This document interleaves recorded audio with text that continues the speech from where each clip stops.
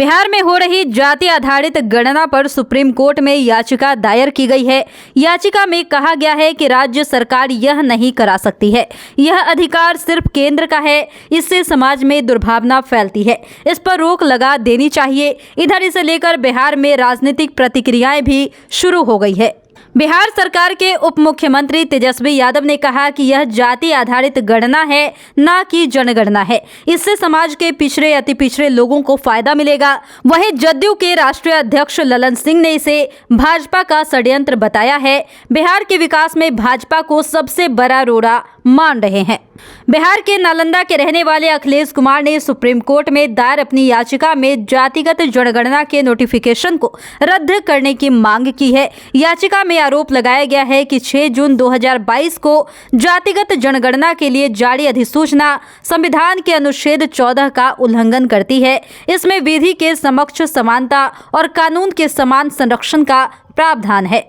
याचिकाकर्ता ने कहा है कि अधिसूचना गैर कानूनी, मनमानी, अतार्किक और असंवैधानिक है, इसलिए इसे रोक देना चाहिए। सुप्रीम कोर्ट ने 13 जनवरी को इस पर सुनवाई की तारीख तय की है। मुख्यमंत्री नीतीश कुमार ने कहा कि लोग दायर करते रहे याचिका, लेकिन उससे कोई फर्क नहीं पड़ता। हम जनगणना नहीं करा रहे, हम जाति आधारित गणना करा रहे हैं। हम तो चाहते थे कि देश में भी जाति आधारित जनगणना हो, लेकिन केंद्र सरकार ने इससे इनकार कर दिया। केंद्र सरकार ने हमें परमिशन दिया है कि हम जाति आधारित गणना करा सके। इससे राज्य में आर्थिक और सामाजिक स्थिति का पता चल जाएगा, उसके मुताबिक विकास किया जा सकता है। हालांकि केंद्र सरकार ने इससे पहले भी जाति आधारित जनगणना किया था, लेकिन उसे जारी नहीं कर पाए थे। उसमें कई गलतियां रह गई थी। मामले पर बिहार के उप मुख्यमंत्री तेजस्वी यादव ने साफ साफ कहा है कि यह जाति आधारित सर्वे है। भारत सरकार जनगणना करा सकती है, जबकि राज्य सरकार नहीं करा सकती।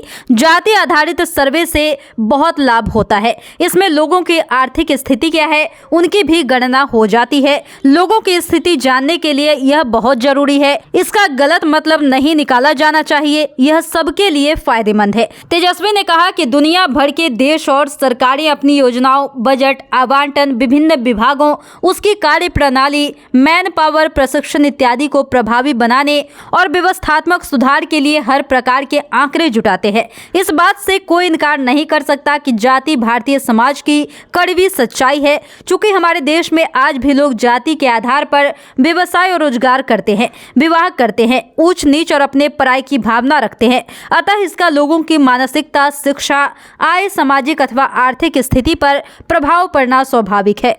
वहीं जदयू के राष्ट्रीय अध्यक्ष ललन सिंह ने इसे राजनीति से प्रेरित षड्यंत्र बताया है। उन्होंने कहा कि जब राष्ट्रीय स्तर पर जातीय गणना की मांग केंद्र सरकार से की गई तो उन्होंने इनकार कर दिया। तब 6 महीने तक अरंगा लगाने के बाद सीएम नीतीश कुमार और तेजस्वी यादव के दबाव में बिहार सरकार को अपने खर्चे पर जनहित में जातीय गणना करवाने की सहमति मिली थी। अब यह कार्य प्रगति पर है तो भाजपा षड्यंत्र कर परोक्ष तौर पर सुप्रीम कोर्ट के बहाने इसे रुकवाने पर तुली हुई है। ललन सिंह ने यह भी कहा कि यदि भाजपा बिहार में हो रहे जातीय गणना के पक्षधर नहीं है तो सुप्रीम कोर्ट में दायर याचिका के खिलाफ भारत के अटॉर्नी जनरल को खड़ा करे, अन्यथा इनका दोहरा चरित्र जग जाहिर है। अब देश के सामने एक ही विकल्प है, 2024 में बड़का झूठा पार्टी मुक्त भारत होगा।